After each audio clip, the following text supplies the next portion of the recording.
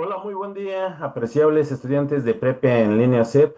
Bienvenidos a nuestra semana número 3 de este módulo número 14, el universo natural. En esta semana revisamos los recursos de nuestra unidad 3, sistemas vivos. Es muy importante la entrega de nuestras actividades integradoras.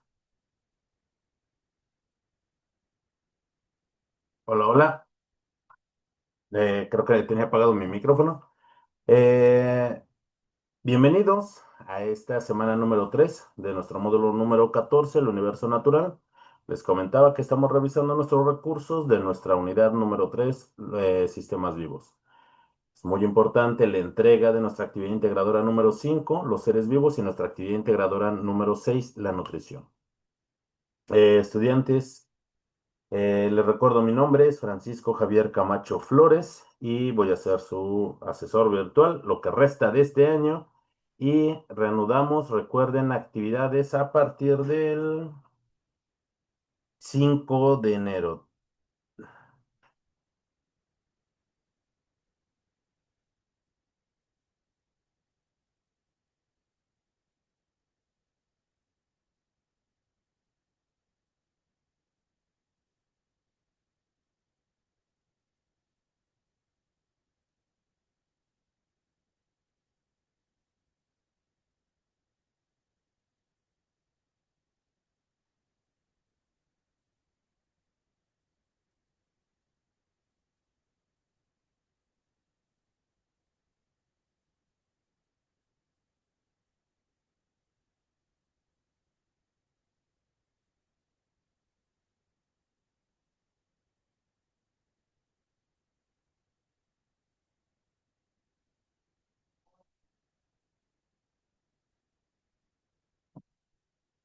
Perdón, les comentaba que nuestra actividad integradora número 5, los seres vivos, y nuestra actividad integradora número 6, la nutrición, son actividades que considero son sencillas, más no simples.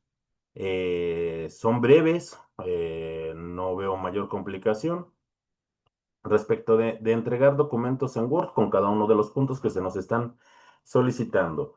Para ello, es muy importante, tomen nota respecto de las indicaciones que nos da cada una de estas actividades para poder obtener la máxima calificación en estas. En esta semana vamos a poder integrar lo que hemos aprendido en nuestra semana número 1 y número 2 respecto de lo que es la materia y la energía y cómo es su interrelación en sistemas biológicos, que eso es algo muy importante. Ahora bien, quienes se integren a la sesión del día de hoy pueden escribir sus dudas por medio de este chat, o bien tomar directamente el audio de esta plataforma y realizar directamente las preguntas, las sugerencias, alguna recomendación. Se está generando una grabación de este video, el cual se subirá a la plataforma de YouTube, donde ustedes pueden escribir sus dudas en la sección de comentarios. Lo más importante es que sigamos las normas de comunicación virtual. En esta semana, espero que, respecto de los aprendizajes, nos queden claros y aprenderemos en la relación que existe entre la materia y la energía, las características que tienen los seres vivos y que nos diferencian de la materia inerte, y exploraremos los procesos vitales que son muy importantes dentro de los seres vivos y también qué, qué es lo que los caracteriza de acuerdo a la forma de su nutrición. Recuerden que en el propósito formativo de nuestro módulo número 14 es reconocer las características del pensamiento científico que sustenta las ciencias experimentales. Ya para esta semana estaremos integrando lo que es otras ciencias, como lo es la ecología, la biología, la bioquímica, la nutrición, aspectos de medicina, que todas estas son ciencias experimentales. Y recuerden que la obtención de este conocimiento es necesario aplicar el método científico. El método científico lo aplicamos para la obtención de conocimiento científico, y el conocimiento científico nos lleva al desarrollo de ese pensamiento científico. Analizando la dinámica de nuestro universo, que es el, el medio donde nosotros nos desarrollamos, que es nuestra casa, nuestra ciudad, que puede ser mi propio organismo, donde ocurren fenómenos naturales donde ocurren, por ejemplo, procesos de respiración en un ser vivo, los procesos de nutrición, el crecimiento y esas características que, bueno, tienen los seres vivos y nos diferencian de esa materia inerte. Ahora bien, existen otros fenómenos naturales como el día y la noche, como lo que puede ser la lluvia, un tornado, ese tipo de fenómenos son parte de este universo, de ese medio donde nosotros nos desarrollamos. Y lo estamos logrando su comprensión a través de lo que es la materia y la interrelación que tiene con la energía. Luz, muy buenos días, bienvenida a esta sesión número 1 de nuestra semana número 3.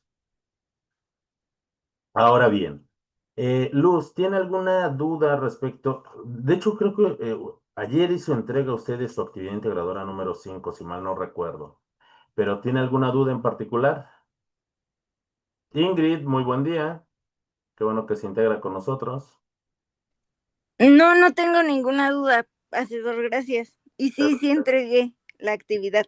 Sí, todavía no le evalúo, pero sí, se me notificó que ayer usted le entregó. Ujú, Oye, ok, bueno. Eh, gracias. no, gracias a usted por su entrega siempre oportuna. Vamos entonces, para quienes vean la grabación de esta sesión, vamos a dar algunos puntos importantes respecto de nuestra actividad integradora número 5, los seres vivos. En esta actividad, el propósito es comprender las características de los seres vivos, sus procesos vitales, cómo clasificamos a los seres vivos y que también existen otros tipos de organismos. Para ello, vamos a respecto de la entrega. Para esta entrega es importante y es evaluable que se integre una portada. Para la actividad integradora número 6 no es necesaria, no es evaluable, pero les sugiero que para absolutamente todos las actividades que ustedes entreguen hagan una portada, porque eso hace mucho más formal nuestras entregas de nuestras actividades. Yo sé que todas las hacen con mucho esfuerzo, así es que una portada con los datos de identificación le da una mayor presentación y una mayor formalidad a todas sus entregas, sea evaluable o no. Para nuestra actividad integradora número 5 necesitamos conocer las características de los seres vivos, comprender sus procesos vitales e identificar la existencia de organismos unicelulares. Para ello vamos a entregar simplemente un documento en Word con cada uno de los aspectos que se nos está solicitando. Y tanto para nuestra actividad integradora número 5 y número 6 es importante que describamos todos esos puntos con nuestras propias palabras. Es importante que nosotros asimilemos ese conocimiento y que lo expresemos tal y como nosotros lo estamos comprendiendo. Para nuestra actividad integradora número 5 es importante y evaluable una portada con nuestros datos de identificación y el título del documento. Después vamos a crear una tabla en la cual vamos a describir con nuestras propias palabras esas 8 características fundamentales que tienen todos los seres vivos. Hay 8 características que tienen los seres vivos que son comunes, desde un diminuto microorganismo como puede ser una bacteria, una ballena, el propio ser humano, un lobo, una jirafa, una cebolla. Todos tenemos 8 características fundamentales. De las 8 características que nosotros vamos a ver el día de hoy, ¿existen más características? Por supuesto que sí. Por ejemplo, los seres vivos desarrollan una comunicación, las plantas se comunican, tienen una comunicación química, al igual que los insectos. Los delfines pueden comunicarse mediante sonidos, al igual que el ser humano tiene diferentes formas de comunicarse. ¿Los seres vivos pueden llegar a desarrollar sentimientos y emociones? Por supuesto que sí. Los burros, por ejemplo, las ovejas, los caballos, los perros, el ser humano desarrollan sentimientos. Pero estas características no son comunes a todos los seres vivos. Vamos a ver cuáles son esas características fundamentales y que deben de tener un organismo o para ser considerado un organismo vivo y no ser considerado como materia inerte. Voy a mencionar también algunos ejemplos de algunos entes. que tienen características de los seres vivos, pero que no lo son, y algunas veces podemos llegar a confundirlos, como en el caso de los virus o los priones, que no son seres vivos, pero tienen algunas características que, bueno, es importante mencionar. Además de esto, vamos a describir en un párrafo de 8 o 10 renglones acerca de los procesos vitales y qué relación tienen. Vamos a enlistar 5 características de organismos unicelulares y 5 características de organismos pluricelulares. Son características, más no ejemplos. Aquí hay que tener cuidado. Vamos a mencionar también un organismo unicelular y uno pluricelular que se utilizan en la industria farmacéutica y vamos a investigar en diversas fuentes algunos que tengan, bueno, 2 usos que tengan en la medicina. Y finalmente vamos a realizar una conclusión de media cuartilla con nuestras propias palabras respecto de la importancia del conocimiento científico para el estudio de los seres vivos. Cuando terminemos nuestra actividad, la vamos a guardar con la siguiente nomenclatura, que son nuestros apellidos, guión bajo, nuestros nombres, y la clave de esta actividad, que es M14, S3, AI5. Ahora bien, ¿cuáles son esas características o propiedades de la vida? Hay 8 características que son comunes a todos los organismos vivos que nosotros conocemos.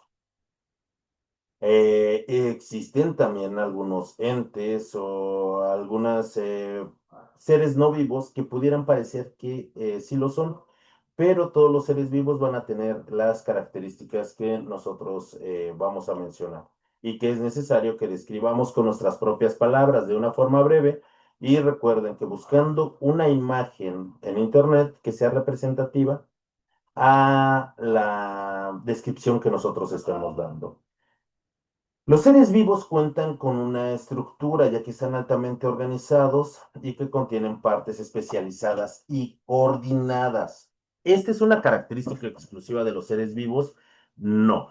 Por ejemplo, yo tengo aquí unas pinzas y tiene partes coordinadas y tiene partes especializadas, por supuesto que sí, pero no por ello es un ser vivo. Toda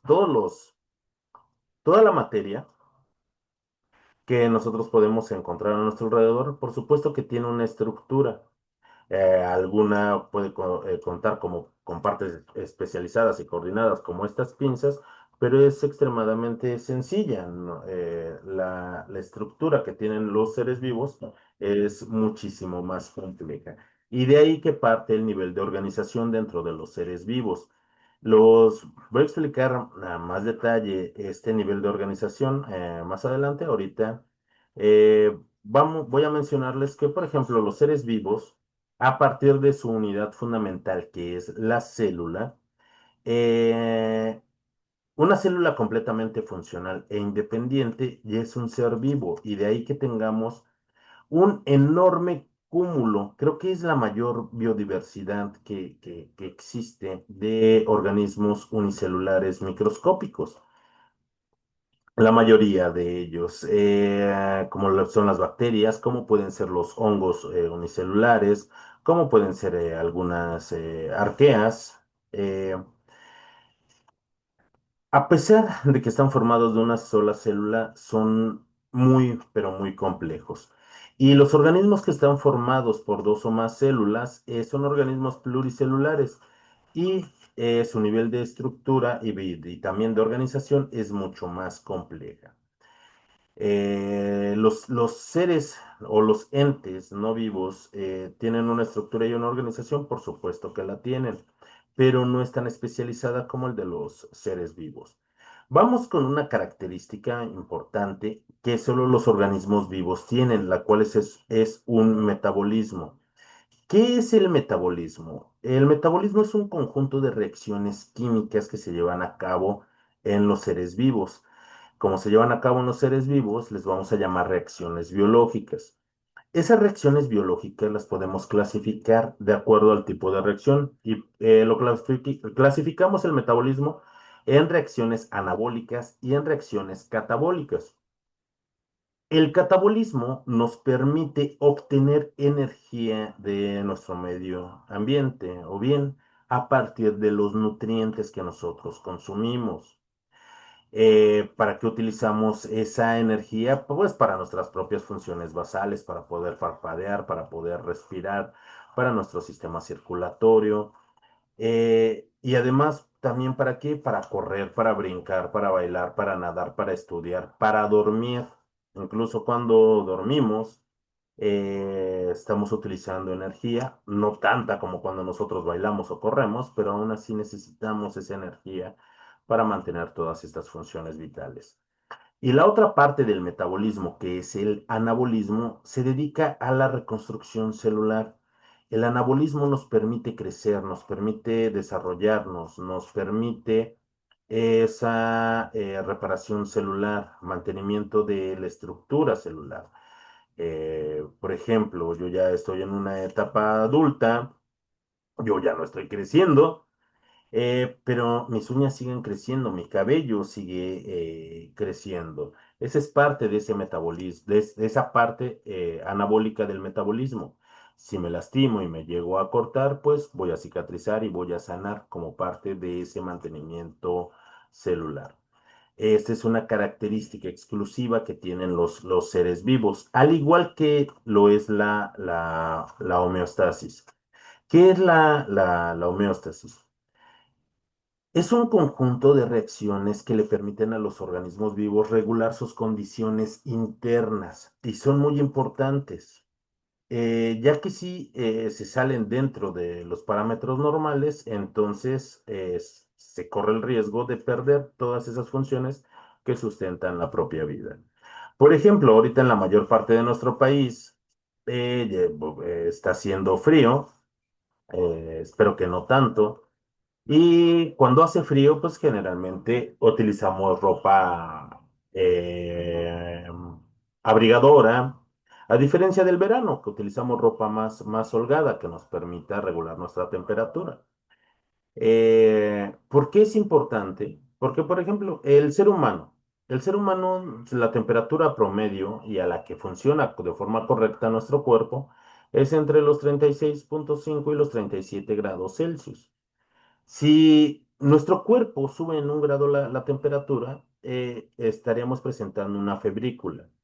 Empezaríamos a sentirnos cansados, somnolientos. Si nuestra temperatura sube 1 grado más, ya estaríamos presentando una fiebre y empezaremos a que nos duelan las articulaciones, a tener sudoración. Si nuestra temperatura sube 1 o 2 grados más, estaríamos en riesgo incluso de perder nuestra propia vida. ¿Por qué? Porque nuestras funciones a esa temperatura, aunque son pocos grados, ya nos están llevando de una forma apropiada. Pasa lo contrario, si nuestra temperatura corporal empieza a descender, empezamos en un proceso de hipotermia. Nuestras extremidades empiezan a ponerse pálidas después de un tono color azul. ¿Por qué? Porque nuestro cuerpo empieza a reservar el calor para las funciones más importantes. Si nuestra temperatura sigue descendiendo, también corremos el riesgo de perder la vida. Eso es en función de la temperatura y es una de las condiciones que se regulan homeostáticamente. Pero también pasa, por ejemplo, con nuestro balance hídrico. Si nosotros tomamos agua en exceso, corremos un riesgo de enfermarnos o incluso de morir. Si nosotros no tomamos agua y nos deshidratamos, corremos el riesgo de morir. Con el aumento de presión en nuestro cuerpo, podríamos sentirnos muy mal. Con la disminución de presión en nuestro cuerpo, también nos podríamos enfermar. Con el contenido de sales, si tenemos un desbalance en sales, afecta todas esas condiciones en las cuales nuestro cuerpo lleva a cabo todas esas reacciones metabólicas. Por ello que la homeostasis es un proceso muy importante para poder regular nuestra temperatura interna. No todos los organismos funcionamos a la misma temperatura o con las mismas condiciones de contenido de agua o de contenido de sales. Por ejemplo, las plantas. Hay plantas que no soportan el frío y empiezan a tener quemaduras por frío. Hay plantas que no soportan el calor y sufren un estrés hídrico muy fuerte cuando las temperaturas son elevadas y también mueren. Por ejemplo, los animales de agua fría, de agua fría, de sangre fría, como en el caso de los peces. Los animales de sangre fría funcionan en un rango muy amplio de temperatura, pero esas son sus condiciones homeostáticas a las cuales funcionan. La temperatura, por ejemplo, corporal de un perro es más elevada, pero esa es la temperatura a la cual ese organismo, esas condiciones homeostáticas, se regula su propio cuerpo. Esta es otra característica que también solo los organismos vivos comparten y la materia inerte no la llega a tener. Los seres vivos también presentan un crecimiento regulado. Nuestras células internas empiezan a reproducirse para formar más tejidos para desarrollar nuestro propio crecimiento normal. Incluso aquellos organismos que solamente constan de una sola célula tienen un crecimiento para llevar a cabo ese proceso de división celular y llevar a cabo lo que es la reproducción. Esta también es una característica muy importante y exclusiva de los seres vivos. Los seres vivos también se reproducen y la forma en cómo se reproducen es muy diversa. Vamos a clasificarlo en dos tipos muy importantes. Por ejemplo, la reproducción puede ser una reproducción sexual en la cual se necesitan dos organismos parentales, es decir, un organismo padre y un organismo madre, que donan, eh, perdón,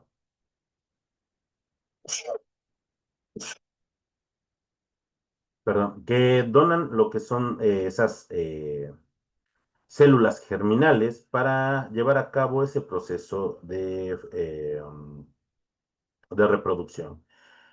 Existen también organismos que no necesitan otro organismo parental, es decir, que a partir de sus propios procesos de reproducción llegan a formar otro ser vivo. Ese tipo de reproducción es una reproducción asexual y de aquí hay muchos tipos de reproducción asexual.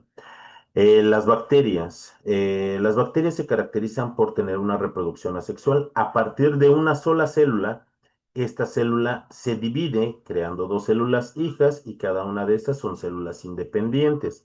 A ese proceso se le llama fisión binaria. Pero pasa con otros seres vivos, por ejemplo, con las plantas. Las plantas tienen una reproducción sexual, pero también pueden reproducirse de forma asexual. Por ejemplo, tal vez a nosotros nos guste, no lo sé, un árbol, un manzano que tenga nuestro vecino. Y de forma amable nos regala alguna de las ramas de ese árbol. Y si la procuramos a partir de esa rama, se puede formar un nuevo árbol. Y ese es un tipo de reproducción asexual que pueden llegar a tener. No obstante, las plantas también tienen una reproducción sexual, ya que se reproducen mediante el polen que es esparcido hasta llegar al pistilo y de aquí al cáliz y inicia todo un proceso de reproducción sexual.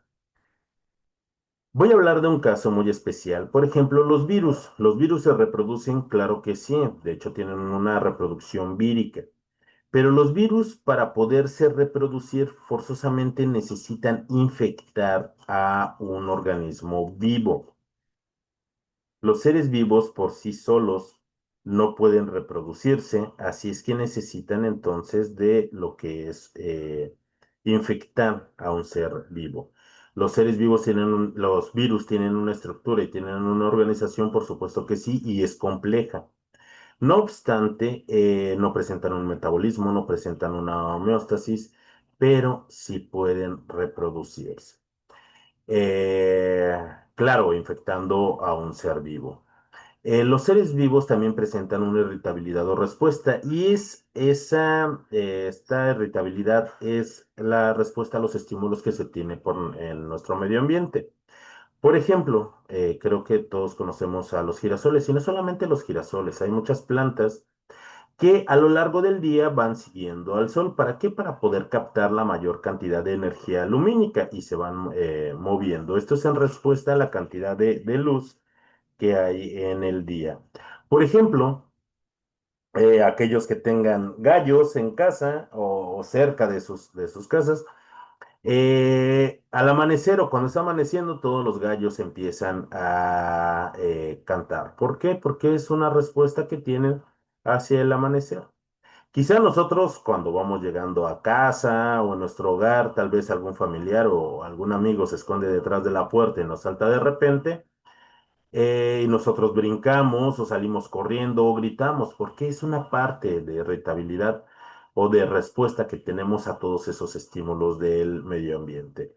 Por ejemplo, si estamos en un lugar cerrado o muy oscuro y salimos a mediodía con el sol de lleno, pues generalmente tratamos de cerrar nuestros ojos. ¿Por qué? Porque es una parte de respuesta, porque estamos pasando de un lugar muy oscuro a un lugar muy lleno de luz. Y esa es una forma de respuesta que nosotros tenemos y que todos los seres vivos responden a esos estímulos del medio ambiente de una forma diferente.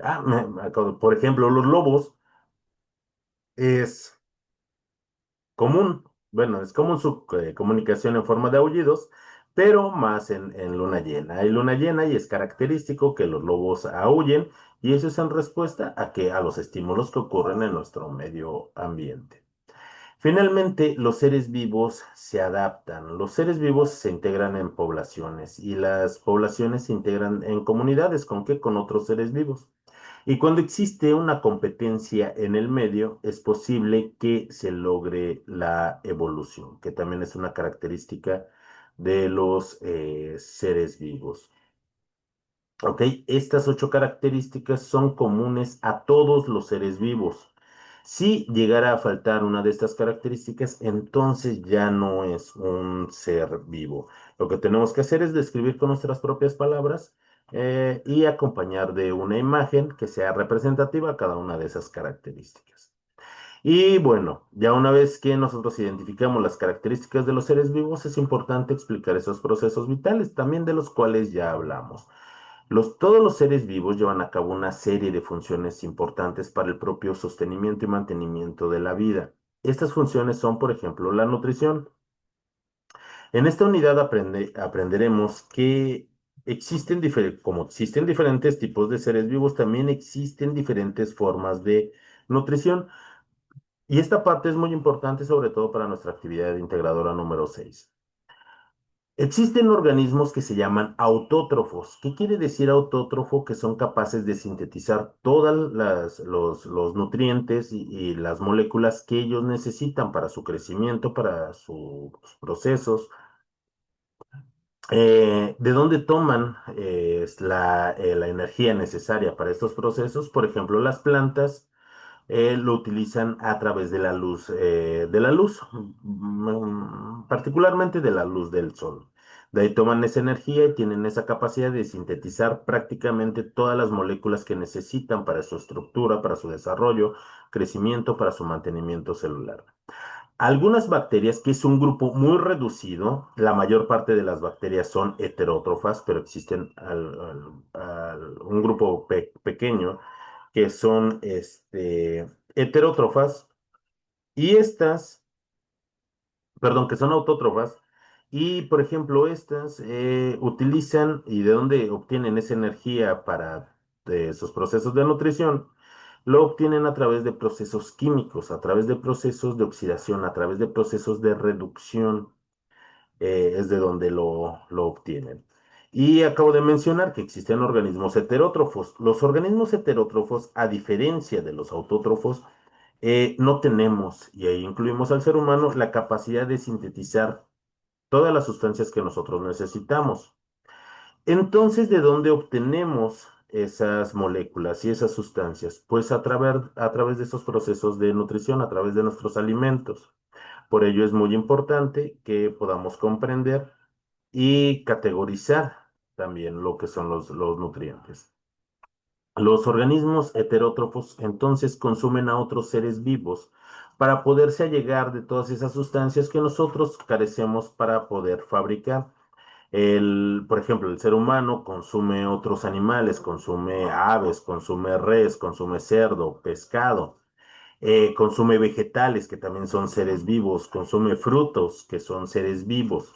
Y a partir de esto tomamos los nutrientes que necesitamos para todas nuestras funciones, para nuestro crecimiento, para nuestro metabolismo. Los seres vivos se reproducen y como hace un momento expliqué, el tipo de reproducción puede ser asexual o puede ser sexual. Cuando es sexual se necesitan dos organismos parentales. que donen estas células germinales, un óvulo y un espermatozoide, que se fusionan dentro de lo que es el proceso de fecundación. Los organismos que tienen una reproducción asexual, a partir de un organismo madre, pueden dividirse creando lo que son diversos organismos. Por ejemplo, explicaba acerca de las bacterias. Las bacterias se dividen, se reproducen de una forma asexual. Este mecanismo se llama fisión binaria. Por ejemplo, también existen otros mecanismos como es la esporulación y este, por ejemplo, lo utilizan los hongos, también lo utilizan algunos otros seres vivos. En el caso de los animales, la mayoría de los animales se reproduce de forma sexual, pero existen algunos casos que se pueden reproducir de una forma asexual. Por ejemplo, las estrellas de mar o las medusas incluso. Si nosotros tuviéramos una estrella de mar, y no estoy diciendo que lo hagamos para experimentar, pero si partiéramos exactamente a la mitad una estrella de mar, a partir de estos fragmentos podría surgir una nueva estrella de mar. Las estrellas de mar, por supuesto que pueden reproducirse de forma sexual, pero también se pueden reproducir de esta forma. A este tipo de reproducción asexual se le llama partenogénesis. Y también existen, pues, otras clasificaciones de lo que es la reproducción. Respecto de la nutrición, recuerden, entonces hay una nutrición autótrofa y una nutrición heterótrofa. El metabolismo, como hace un momento mencionamos, son un conjunto de reacciones biológicas que les permite a los organismos el crecer y desarrollarse, ese mantenimiento celular dentro de lo que es el anabolismo. Y dentro de la parte catabólica nos permite obtener energía a partir de esos nutrientes que nosotros consumimos. Los seres vivos también llevan a cabo un transporte de sustancias. Desde una diminuta célula, como puede ser una bacteria, lleva a cabo procesos de nutrición. Necesita transportar sustancias hacia dentro de las células y excretar aquellas sustancias que no necesita. En organismos pluricelulares más complejos, como puede ser una ballena, necesita un sistema de transporte para su respiración, para el oxígeno que respiran las ballenas. Tiene un sistema circulatorio, tiene un sistema digestivo para todo el plancton y el krill que consumen a diario, poder tomar los nutrientes y excretar lo que no necesita. Y algo importante, también los procesos de respiración, y aquí depende de los tipos de organismos. Existen varios tipos de respiración. Vamos a llamar y vamos a clasificar como una respiración aerobia y una respiración anaerobia. Existe otra que es aerobia facultativa o anaerobia facultativa, pero vamos a ver dos principales, lo que es una respiración aerobia y anaerobia. La respiración aerobia es necesaria para los organismos que necesitan oxígeno para poder cumplir con todo este sistema metabólico.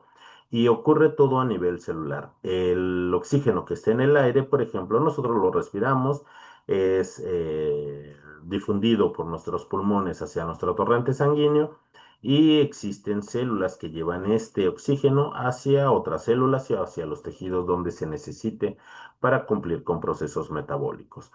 Pero hay organismos a los cuales el oxígeno es tóxico. Eh, para este tipo de organismos no llevan a cabo este proceso de respiración mediante el oxígeno, sino que utilizan otras sustancias como el dióxido de carbono, que utilizan algunos metales como el hierro o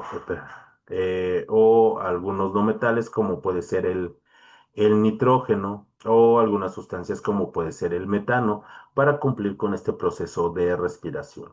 Entonces la respiración también la podemos clasificar de acuerdo a la sustancia que se necesite para cumplir con este proceso, o parte de este proceso metabólico también. Incluso para los organismos que son aerobios, eh, se lleva a cabo de diferentes formas. Por ejemplo, los animales contamos, bueno, parte de los animales contamos con pulmones. Existen otros animales que no tienen pulmones, como por ejemplo los peces. Los peces tienen un sistema de respiración branquial. Ellos tienen branquias para poder tomar el oxígeno que se encuentra disuelto en el agua. Los peces no respiran agua, también respiran oxígeno al igual que nosotros, pero tienen otros órganos que les permite asimilar ese oxígeno que se encuentra en el agua. Por ejemplo, los insectos no tienen branquias y tampoco tienen pequeños pulmoncitos. Los insectos tienen un tipo de respiración que se llama branquial y cuentan con unos túbulos en el abdomen que mediante movimientos musculares toman el oxígeno y toman el aire y que se lleva a cabo la difusión por estos túbulos que los llevan hasta los órganos y las células donde se necesite. Así es que dentro de cada uno de estos procesos son muy importantes y también cada uno de ellos es bastante complejo. Ahora bien, y como parte de la organización respecto de los seres vivos, todos los seres vivos, todos los seres vivos,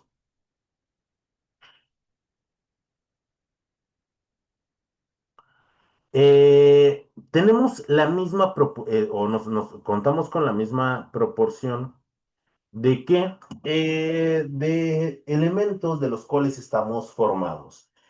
Por ejemplo, una diminuta bacteria como es Escherichia coli o una levadura como Saccharomyces, que son organismos unicelulares, tienen la misma proporción de esos elementos de los cuales estamos conformados como un camello o como un pulpo. La misma proporción, no la misma cantidad. Todos los seres vivos estamos formados por... a ver, muchas gracias, de que hace un rato estornudé, muchas gracias, Luz.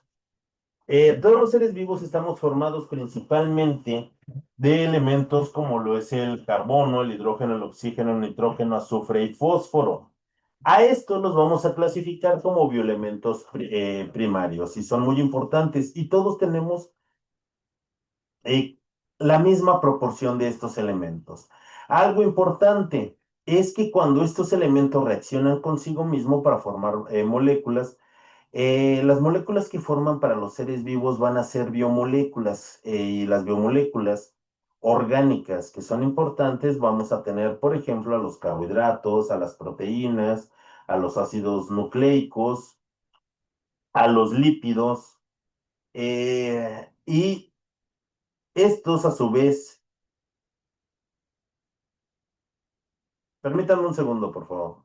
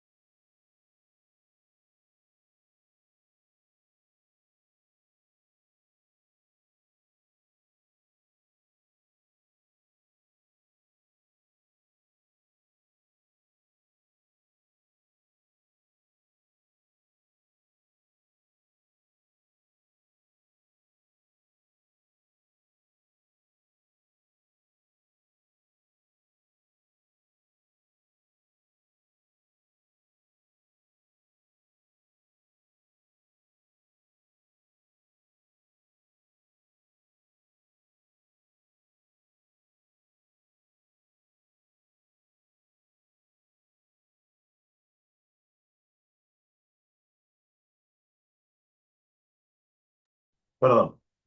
Les decía, cuando estos bioelementos reaccionan entre sí mismos, van a formar biomoléculas. Las biomoléculas son parte de los orgánulos celulares y los orgánulos celulares componen una célula. Una célula funcional eh, e independiente es un organismo unicelular como los cientos de miles que existen.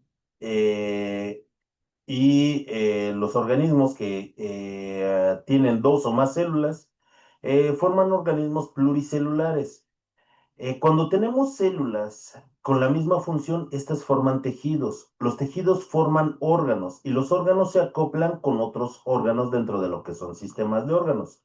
Por ejemplo, el ser humano cuenta con un sistema esquelético, un sistema muscular, un sistema tegumentario, cuenta con un sistema respiratorio, cuenta con un sistema digestivo. Por ahí me escriben si se me olvida algún otro. Tiene un sistema circulatorio, tiene un sistema nervioso, tiene un sistema linfático, tiene un sistema endocrino. ¿Cuál se me olvida? Tiene un sistema reproductor. Caray, son un montón de sistemas. Creo que son todos los sistemas que tienen. Bueno, y subclasificaciones como un sistema urinario, un sistema cardíaco, en fin.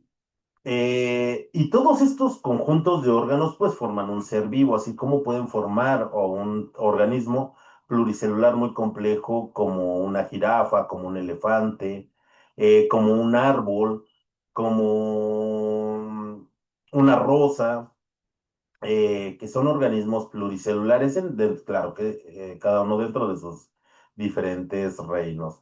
Así es que los seres vivos dentro de esta organización es bastante compleja, a diferencia como lo estamos comparando con la materia inerte. Ahora bien, respecto de los organismos unicelulares, también es importante la clasificación de acuerdo a las características que tienen. De aquí que nosotros clasificamos a los organismos unicelulares como organismos de acuerdo al tipo de célula, que las células pueden ser procariotas o pueden ser eucariotas. De aquí que tenemos organismos eucariotes y procariotes. ¿Y qué es la diferencia fundamental entre estos organismos unicelulares? El tipo de célula. Una célula es más evolucionada que la otra. Esto no quiere decir que sean más exitosas una que otra, simplemente son procesos evolutivos. Las células procariotas son células menos evolucionadas. ¿Por qué? Porque no cuentan con un núcleo celular verdadero. En el núcleo celular es donde en organismos eucariotas se encuentra lo que es el DNA. Como los organismos procariotas no tienen un núcleo, su DNA se encuentra en lo que es el citoplasma. Son células mucho más sencillas, sí, pero no quiere decir que sean menos exitosas, porque son los organismos mucho más diversos que están en nuestro planeta. Presentan una membrana celular, pueden presentar algunos orgánulos celulares, como son ribosomas, mitocondrias. Estos organismos pueden existir sin la necesidad de oxígeno. Pueden vivir incluso en ambientes muy extremos. Se reproducen de forma asexual y generalmente por bipartición. Y la mayoría son heterótrofos, aunque hay algunos, como les mencionaba, algunas bacterias que pueden ser autótrofas. Respecto de las células eucariotas son células más evolucionadas. ¿Por qué? Porque poseen un núcleo celular. En ese núcleo se encuentra el DNA y se encuentran estructuras llamadas cromosomas. Pueden presentar una pared celular o simplemente una membrana celular. De aquí que son características las células de las plantas, son organismos eucariotas, las células de los hongos y las células de los animales.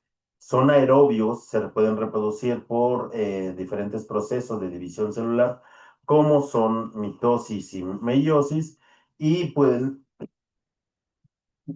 Sean tanto autótrofos como las plantas o heterótrofos como todos los animales y absolutamente todos los hongos. Ahora bien, la estructura de los organismos pluricelulares, pues por supuesto que son mucho más complejos.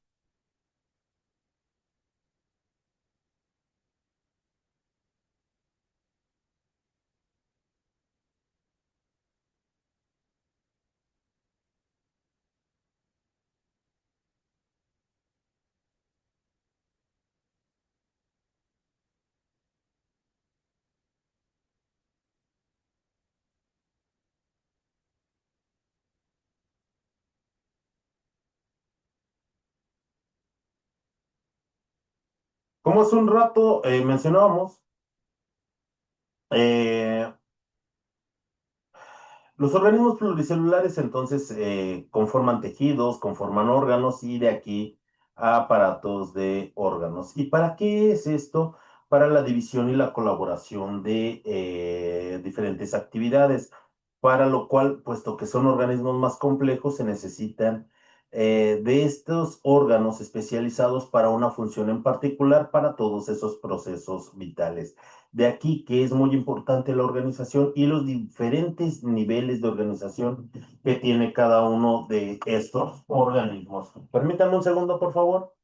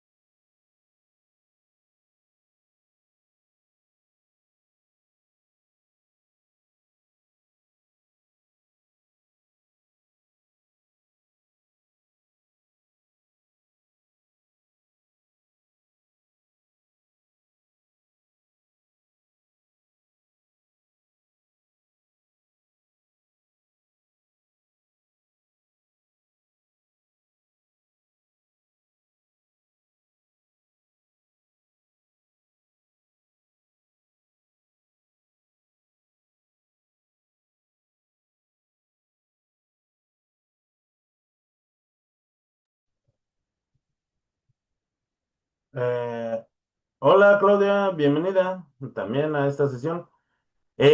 Como les mencionaba, eh,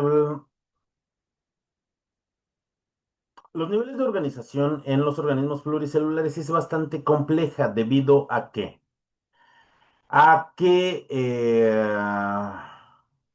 cada uno de los niveles de especialización para la formación de tejidos y órganos tienen funciones en específico. ¿Por qué? Porque debido a la complejidad es importante la división de actividades por el nivel de especialización que tienen y de aquí es donde aumenta esa complejidad. Ahora bien, entonces dentro de estas características que tienen los organismos unicelulares, concentremos. Están formados por una sola célula. Pueden existir en diferentes reinos, como son dentro de las bacterias. Existen hongos unicelulares y también existen hongos pluricelulares. Existen dentro del reino de las arqueas, dentro del reino cromista y de los protozoarios.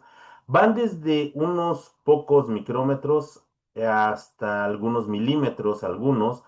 Los organismos unicelulares pueden existir en hábitats extremos, sí, algunos de ellos sí se les llaman organismos extremófilos. No conforman estructuras complejas y a lo más que pueden llegar es a formar colonias, pero son individuos que crecen juntos, pero cada uno es independiente.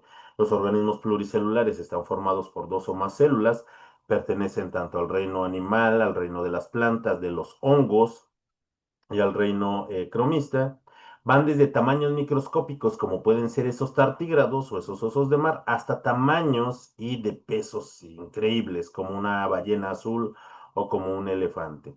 Pueden vivir en hábitats extremos, generalmente están ausentes, pero en el caso de los tartígrados, que son los animales más pequeños que existen, sí pueden vivir en ambientes extremos, pero son las excepciones. Estos cuentan los organismos unicelulares con una alta especialización celular, ya que forman tejidos, órganos y estos se acoplan en sistemas más complejos. Para esta última actividad, en nuestro punto, existen muchos organismos unicelulares de los cuales se extraen, por ejemplo, antibióticos que se utilizan dentro de la industria de la medicina o que se pueden obtener factores de transferencia, se pueden obtener eh, proteínas recombinantes. Los más comunes tal vez son algunas levaduras, algunos hongos, donde se extraen, por ejemplo, antibióticos como la ampicilina, la penicilina, el cloranfenicol. Y respecto de los organismos pluricelulares, he de mencionarles algo importante. Actualmente el 30% de los medicamentos se extrae a partir de las plantas y todas las plantas son organismos pluricelulares. Por ejemplo, el árbol de la ceiba y creo que también el cedro en su corteza se puede extraer lo que es el ácido acetilsalicílico que utilizamos nosotros en las aspirinas.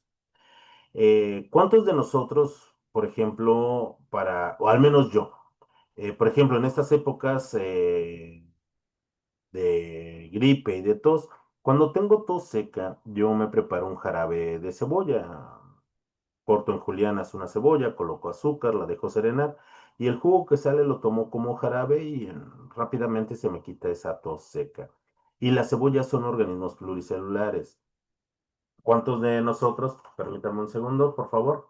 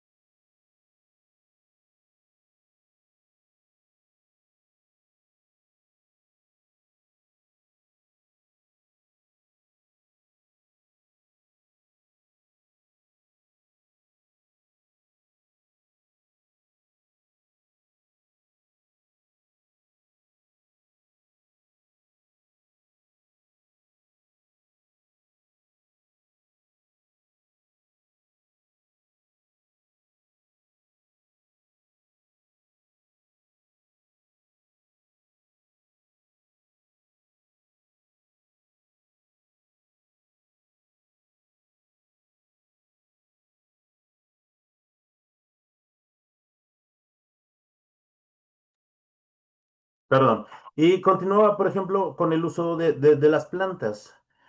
Por ejemplo, cuando me torzo un tobillo, me golpeo, tengo alguna inflamación, generalmente yo tomo un té de árnica, porque me gusta y porque actúa de una forma muy rápida. Y si no, voy a la farmacia y me compro una pomada de árnica. Y son esas plantas que también se utilizan esos principios activos. Les muestro una imagen, por ejemplo, de lo que es el cangrejo herradura, que su sangre es muy importante y que particularmente es de color azul porque contiene una sustancia que se llama hemolinfa. Esta sustancia, por ejemplo, se utiliza para tratamientos experimentales contra el cáncer y también para lo que es una descalcificación que algunas personas sufren de una forma muy agresiva. También, por ejemplo, los venenos. Los antídotos para los venenos se utilizan animales como el caballo o las cabras para poder producir lo que son los antibióticos. Y de aquí son muchos ejemplos los que nosotros podemos utilizar. Por ejemplo, mm, la sábila se utiliza para muchos tratamientos. eh, Algunas otras plantas, como lo es la hierbabuena o como lo es incluso el eucalipto, se utilizan para eso de los principios activos que tienen para un padecimiento en particular. Así es que podemos tener muchos ejemplos. Estoy viendo que alguien hizo un rayón aquí. Ya,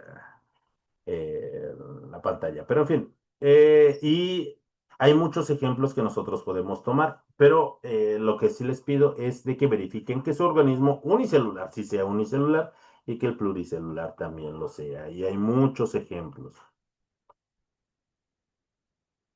Terminamos esta sesión del día de hoy con lo que es el conocimiento científico. Ya el próximo viernes hablamos acerca de nuestra actividad integradora número 6, que también es muy interesante. Les vuelvo a decir, estas actividades no son complicadas, considero, y son muy interesantes. Recuerden redactarlo con sus propias palabras. El conocimiento científico se obtiene entonces de ese método científico que nosotros aprendimos la semana pasada se llevan a cabo en todas las investigaciones científicas. Por ejemplo, imaginen que en el lugar donde nosotros vivimos, eh, este, empiezan a disminuir la variedad de plantas, que llueve menos, que hace mucho más calor, que hace mucho más viento. Y los científicos se ponen a investigar qué es lo que se observa. Ellos observan que tal vez la mancha urbana empieza a crecer y con ello empieza a disminuir la vegetación, empieza a disminuir la biodiversidad. Pero también empiezan a notar que año tras año aumentan las sequías y cuando llueve esto es muy agresivo y ocurren inundaciones. Entonces, a partir de todas estas observaciones, de estos fenómenos que ellos observan, pueden determinar que el disminuir la cantidad de árboles se hace que no se retenga, por ejemplo, la cantidad de agua de lluvia, lo que genere que inundaciones cuando llega a llover. O bien un fenómeno contrario que ante la falta de árboles y este ciclo continuo del agua, se tengan estaciones secas con mucho más frecuentes. Esto hace posiblemente que también aumente la temperatura y que aumente la fuerza del viento. Y estas son observaciones que se hacen al aplicar el método científico. Y no solamente para observar esos fenómenos, sino que también los científicos lo utilizan cuando, por ejemplo, se desarrolla algún tratamiento con el cáncer y es efectivo para algunos tipos de cáncer, pero no para otros. Entonces, todas estas observaciones, todas estas experimentaciones sirven para poder desarrollar mejoras o bien para tomar otros rumbos dentro de las investigaciones y poder esclarecer esos fenómenos por los cuales se presenta ya sea nuestro medio ambiente o se presenta en los organismos vivos. Todo este conocimiento que es reproducible se da como cierto y genera lo que es un conocimiento científico. ¿Ok? Bueno. ¿Alguna duda hasta aquí? Porque ya se nos volvió a acabar el tiempo. Claudia, qué bueno que ingresó. Yareli, Luz, como siempre. ¿Tienen alguna duda de su actividad integradora número 5? El próximo viernes hablamos acerca de nuestra actividad integradora número 6.